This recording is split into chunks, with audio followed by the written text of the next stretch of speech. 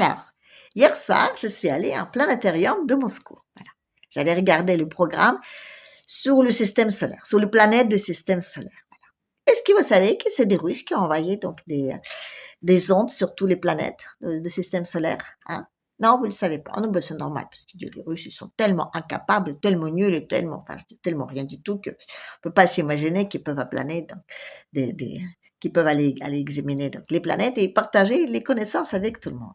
Donc, ils sont allés donc voir les neuf. Ils ne sont pas atterris partout, mais certaines, donc, ils ont atterri et donc, ils ont prélevé les échantillons, tout ça, ils ont pris des photos. Enfin, en tout cas, tout ce qu'on connaît de ces planètes-là, c'est grâce aux Russes, voilà. Et on sait que les Américains sont allés sur la Lune et donc ils vont aller bientôt sur Mars, mais on sait absolument pas que les Russes ils ont envoyé les ondes sur toutes les autres planètes. Voilà. Et j'ai connu ma planète préférée désormais, c'est Neptune. Vous savez pourquoi? Parce qu'il paraît qu'il pleut des diamants là-bas. Ah oui, c'est des diamants qui tombent et qui, une fois qu'ils touchent, ben, ils fondent. Voilà. Oui. Il paraît qu'il fait très chaud là-bas. Mais je dis, si on arrive à les intercepter, ne serait-ce que juste un tout petit peu, ça peut être bien. Voilà. Oui, bah, c'était bien, c'était très bien. Je suis sortie avec les étoiles plein les yeux, voilà, donc avec mes rêves de diamants qui tombent du ciel. Et j'ai ouvert mon téléphone et j'ai vu que les Russes, ils ont envoyé une nouvelle arme, voilà, donc ils ont fait un test, un essai, voilà, avec une nouvelle arme qui s'appelle Oreshnik, voilà, qui veut dire un noisetier. Voilà. C'est une arme qui produit des noisettes.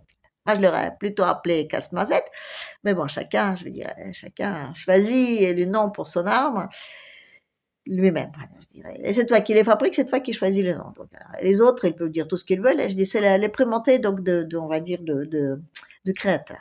Donc, le noisetier.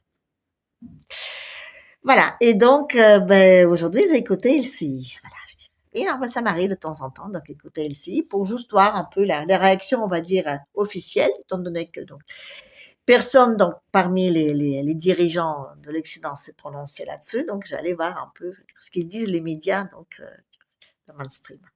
C'était génial, c'était génial. Tutelman, le spécialiste.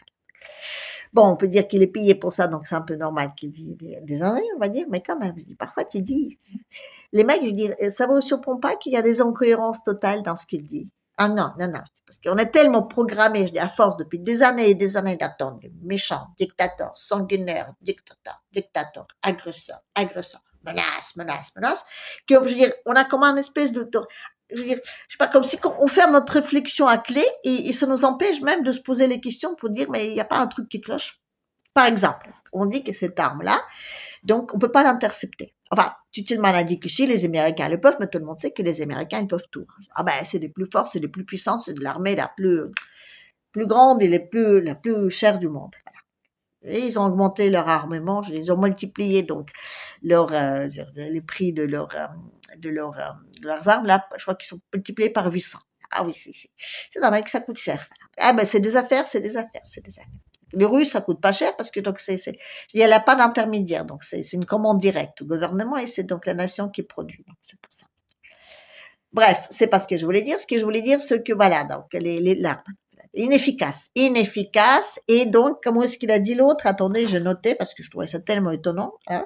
La démonstration de marketing, voilà. Titilman, il a dit que c'est une démonstration de marketing. Poutine voulait juste montrer, tiens, regardez ce que j'aime. Et il faut pas avoir peur. Non, non, non. Il faut pas avoir peur des Russes. Non, non, non. Les Russes, ils sont pas capables. Non, ils sont nuls. On sait très bien qu'ils ont plus assez d'armes, que leur population crève de faim et que, allez, en quelques semaines, ils vont tous se lever et donc virer leur méchant dictateur que pour le moment, ils se tiennent quand même à 87%. Mais tout le monde sait qu'ils le font avec un Kalachnikov derrière la tête. Voilà. Et la preuve. En France, il n'y a pas assez de Kalachnikov derrière la tête de chaque personne. C'est pour ça qu'on ne soutient pas Macron. C'est juste ça. Voilà. Or ici, ça y est. C'est pour ça qu'ils ont manqué d'armes, parce qu'ils ont besoin d'armes donc pour tenir chaque personne. Voilà. Sinon, je dirais, sinon ils se tiennent pas Poutine, c'est normal. Mon Dieu, mon Dieu, mon Dieu. Alors, qu'est-ce qu'on a? Donc, on a des commentaires. Des commentaires, non mais c'est là, de temps en temps, je veux dire, un petit chute comme ça, des commentaires sur le-ci. J'ai un petit espoir, de temps en temps, je me dis peut-être que du français, il arrive un peu. Non, non, non, non, il n'arrive pas. Non, c'est comme ça. Ça a tellement bien rentré dans le crâne que ça bouge pas. Alors, donc, on avait quoi? Donc, on a le vieux tsar en continent. Je sais pas comment ils le savent, mais en tout cas, en continent, en puissant, voilà, en début de troubles neurocognitifs graves. les mecs, ils ont déjà posé les diagnostics. Alors, les 36 cancers, on est toujours donc là. C'était il y a 2 ans et demi, on y est toujours donc sur ce point-là. On n'a pas évolué depuis. Génial. On est pas en Russie, donc on n'est pas en dictature. Heureusement, parce que même si on n'aime pas Macron, il est quand même bien plus fin que Poutine. En quoi sert inventer des blagues? Il suffit juste d'écouter les commentaires de LCI. Ouh. La méchanceté de ce personnage commence à égaler celle de l'Autrichien moustachu. Ah, là, on a Poutler. Ah oui, ben, c'est un peu pyrémé aussi, Poutler. Hein. Ça fait 1 an et demi qu'on l'a inventé, celui-là. Ah, celle-là, elle est parfaite. Vas-y, Poutine, fais-le.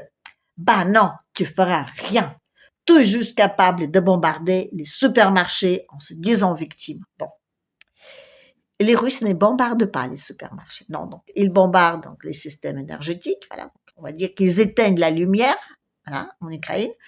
D'une certaine façon, oui, ils éteignent aussi la lumière dans les supermarchés, donc je ne sais pas si on peut dire que ça veut dire qu'ils les bombardent, mais je dirais, normalement, non, ils ne les bombardent pas. Et donc, tous les bâtiments civils qu'on voit donc abîmés, ben, c'est les antimissiles, c'est la défense antimissile ukrainienne qui fait que ça s'abîme. Parce que quand c'est des missiles qui tombent, ça ne fait pas juste enlever 2-3 étages. Non. Donc, mais bon, c'est toujours bien d'accuser des Russes de tout et n'importe quoi. D'accord? Voilà. D'ailleurs, surtout, voilà. Je pense que Poutine tremble, il a peur. Voilà. Il tremble et tout ce qu'il donne, ben, c'est tout ce qu'ils ont trouvé, c'est leur dernier ballon. Voilà. Poutine aboie comme un chien pris dans un piège. Vous savez pas, mais Poutine, il est pris dans un piège. Voilà. Et il aboie. Le vieux poupou gigote trop ces derniers jours. Le chien aboie, le caravane passe. Voilà. Le poupou gigote. Le poupou a peur et il gigote. Écoutez, on peut pas en même temps donc dire que quelqu'un gigote et en même temps dire qu'elle a pris ses airs solennels, graves, pour se donner pour impressionner. Voilà. Vous avez vu Macron ces derniers temps, hein, Macron là, qui donc d'un côté, dans son ambiguïté stratégique, donc, il félicite donc les Américains pour la décision donc bombarder c'est les seuls présidents donc de tous les démocratiques qui donc ouvertement a soutenu le bombardement de la Russie. Waouh, c'est premier, voilà. Donc en même temps donc il félicite donc les Américains pour ça et hein, en même temps, il court, il court hein, en sautillant pour faire le baisement à Lavrov. Ouais, elle n'a pas fait le baisement, mais ça revenait à peu près à ça. En vitesse, je suis la première, monsieur Lavrov, je suis là, quoi. Je suis important, regardez, je vais faire des réunions de tout le monde, je vais réunir tout le monde va venir me voir, je suis quelqu'un, je dis, super important, là. Et c'est Poutine qui s'agite. Non, mais les mecs, je dis, à un moment donné, je dis un tout petit peu de réflexion, quoi. Un tout petit peu. On ne peut pas dire que donc c'est une arme donc, de marketing et qu'on ne peut pas intercepter et on ne peut pas intercepter. La preuve, Poupou a dit que à chaque fois quand cette arme-là sera tirée, une demi-heure avant, donc c'est automatique, donc une demi-heure avant, la population de l'endroit où ça va tomber sera prévenue pour qu'elle ait un peu de temps pour évacuer ou pour se préparer à un gros boom. Voilà. Et il a dit qu'il s'en fiche de prévenir tout le monde parce qu'on ne peut pas l'intercepter, cette arme-là. On ne peut pas. Donc, c'est un missile qui tombe et là, 5 têtes donc armées qui fait pouf. Alors, tu te demandes, bien sûr, elle a montré ça, t'as entendu, regardez, ouais, les Russes, ils savent même pas bien tirer parce que regardez, ouais, leur truc, il tombe là, regardez là, à plusieurs centaines de mètres autour. Hein. En même temps, vous savez, je veux dire, si vous voulez, par exemple, faire de la couture et vous piquez toujours dans le même trou, ça sert à rien. Si vous avez 5 têtes armées, je veux dire, tant qu'à faire qu'ils tombent, je dirais. Et en plus, ça tombait sur une usine d'armement. Mais ça, on l'a pas précisé. Puis, de temps en temps, on a dit, non, surtout, c'est sur une ville, sur le civil. Voilà, donc, ça tombait sur une usine d'armement, donc l'une des plus grandes de l'Ukraine, dans lesquelles, donc, les Occidentaux démocratiques ont énormément investi. Voilà. Donc, comme disent les Russes, c'est pas contre les populations qu'on se bat, mais contre donc les gentils qui ont investi tout le pognon dedans. Et c'est quand ça va leur coûter plus cher que ce que ça va leur rapporter qu'ils vont peut-être penser à arrêter la guerre. Voilà. Donc, c'est les Russes qui le disent. Moi, je n'ai fait que répéter. Alors, donc, qu'est-ce qu'on a d'autre? Qu'est-ce qu'on avait d'autre qu'on a dit là-dessus? Bon. On a dit que les Russes sont méchants. Et donc, c'est un peu la moindre des choses d'aller leur faire la guerre. Donc, il y a beaucoup de Français. Donc, on dit que c'est quand même une bonne chose d'aller envoyer donc une arme nucléaire sur leur territoire pour montrer de quel bois on se chauffe. Voilà. La France, pour le moment, aujourd'hui, et la New York, je dirais, bon, même quand on parle de gaz, je vous rappelle, c'est parce que on spécule sur les prix de gaz, d'accord? C'est pas du tout parce que les Russes, ils vendent du gaz cher, d'accord? Voilà. Non, non, attention. Les Russes aujourd'hui, je veux dire, même avec ces histoires de gaz, ils ont fait rien de mal à France. Rien, rien, rien, rien. La France, elle remue toujours haut et fort les faits qu'ils sont méchants et qu'il faut absolument leur faire du mal et que donc c'est des ennemis et que donc il faut attendre donc, de leur défaite stratégique. Voilà.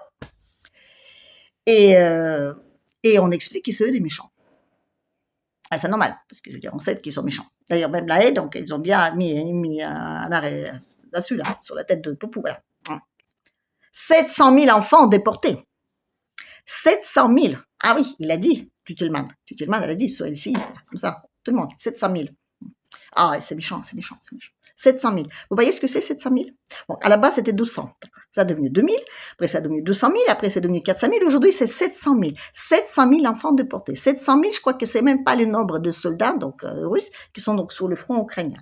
C'est énorme, 700 000 enfants. Vous voulez déporter 700 000 enfants, hein? On va dire c'est 7 fois la ville de Dijon. Voilà. Vous voulez donc évacuer donc, la ville de Dijon 7 fois, comme ça, on doute 3 jours. Non, ben on s'interroge même pas un seul instant sur les incohérences, même pas un seul instant, quoi. On est juste là, on dit, oh là là là là, qu'ils sont méchants. Ah oui, ils ont utilisé aussi des armes chimiques, voilà.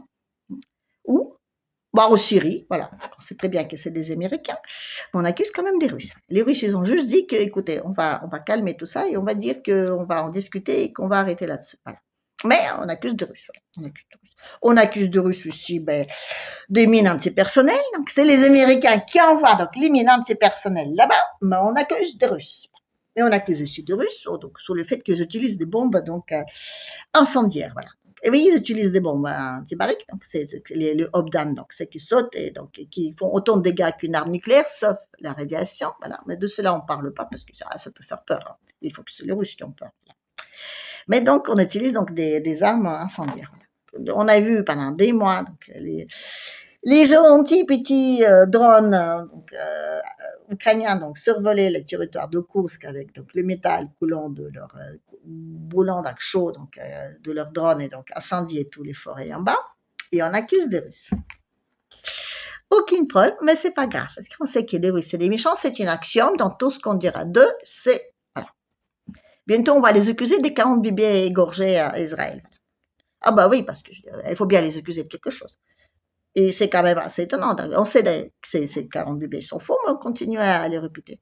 Je pense, vous savez quoi? Je pense qu'on a tellement besoin de dire qu'on est des gentils, qu'on est des supérieurs et que tout le monde, je veux dire, tout le monde ne mérite que ce qu'on leur fait donc comme malheur, qu'on va trouver n'importe quoi. Et on va croire dans tout ça n'importe quoi juste parce que, je veux dire, on ne veut pas passer par des méchants. Voilà.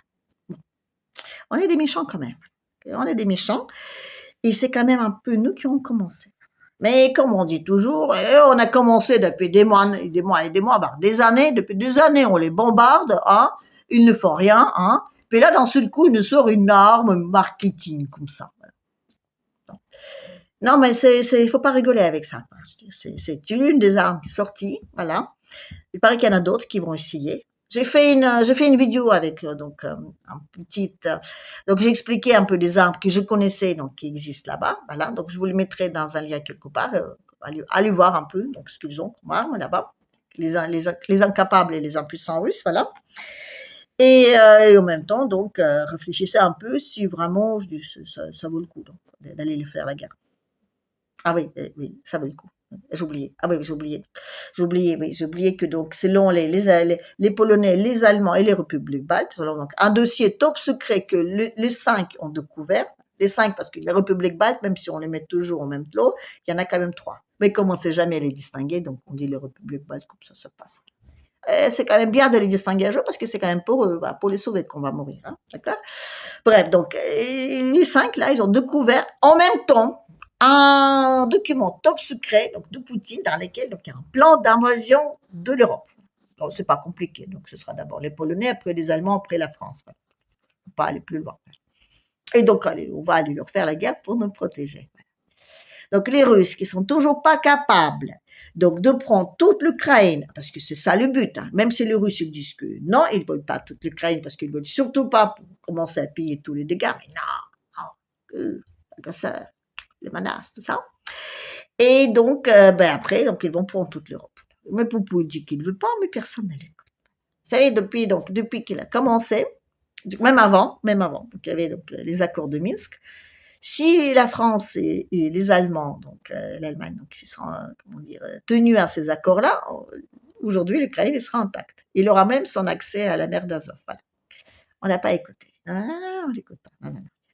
Donc si on aura signé les accords d'Istanbul, l'Ukraine sera toujours intacte. Voilà. Donc, elle aura peut-être plus je veux dire, les républiques, on va dire, autonomes, ils seront peut-être autonomes, mais ils ne feront pas partir de la Russie. Donc, non, on a dit non, non, non, non. Quand il a donné son interview à Tucker Carlson, donc la même chose, il a parlé de la paix en disant qu'écoutez, comme le cher Léopold, vous savez, donc il dit soyons amis, voilà. Non, non, non, non, non, non, non, non. Et on l'a même pas traduit cette phrase-là. On traduit jamais les phrases de Poupou quand il parle de la paix. Non, non, non. On choisit bien des agresseurs. Voilà. Et donc quand il a parlé, donc la dernière fois, il a donné donc l'interview, c'était où déjà je crois que c'était à Saint-Pétersbourg, mais je ne me rappelle plus quel événement c'était. Voilà, non, mais il en parle, il donne beaucoup, beaucoup d'interviews. On ne les traduit pas tous parce qu'on ne se sent pas toujours concerné. On ne traduit que quand c'est agresseur, là. Et donc, là aussi, donc, elle a dit, écoutez, voilà, essayons de négocier. Essayons de faire la paix. Essayons de faire la paix en prenant en considération, donc, ce qu'il y a sur le terrain, mais essayons de faire la paix. Non! Non! On va quand même pas s'écraser devant les méchants poupous agresseurs sanguinaires. Donc là, encore une fois, donc, il a parlé, donc, pendant ces 7 minutes 26 secondes, donc, où il a parlé de cette arme-là, il a aussi dit, n'oubliez surtout pas que nous sommes toujours ouverts à tout accord de paix durable et à tout compromis qu'on peut trouver, donc justement aujourd'hui, pour arrêter tout ça. Il en a parlé, on ne l'a pas traduit. Non, non, non. Pour le trouver, il faut aller chez les Africains. Sur les médias africains, donc on a les discours de Poutine en entier, sur les médias français, non, les méchants, l'agresseur. Non, mais je le répète, parce que je dis c'est exactement ça. Je dis on le répète, parce qu'il ne faut surtout pas qu'une idée même, une étincelle comme ça, de penser que ça peut être autrement, ne vient pas dans notre tête. Non, il faut que la population française soit prête à aller donc défendre nos valeurs. Et il va y aller. Hein. Parce qu'il n'y a plus d'Ukrainiens. Les Polonais, pareil, ils n'ont plus envie. Donc, comme je dis depuis quelques mois, donc la France, vous allez voir, nous sommes prochains sur la liste. On va nous supprimer les RSA, les allocations, chômage et autres. Donc, comme on n'aura plus rien à manger, au mois de janvier, on va aller tous, donc en masse, s'engager parce que les Américains n'ont plus envie de faire la guerre là-bas parce que ça devient un peu dangereux. Donc, ils vont refiler le bébé, comment dire, à l'Europe. Et surtout au gentil Macron, donc qui va envoyer les bombes nucléaires là-bas avec ses Rafales, parce que c'est les seuls avions efficaces qu'il y a donc en Europe. Et les Rafales, même si c'est des très bons avions, ils peuvent être interceptés par des Russes. Voilà. Et donc, comment dire, on est mal. Mais personne ne prend ça au sérieux. Voilà. Allez. Bref. Sur ce, je m'arrête là pour aujourd'hui. Et n'oubliez pas donc, allez voir la dernière vidéo. Je parlais des armes de Poupou. Vous allez voir, c'est pas rien là. Allez, à la prochaine.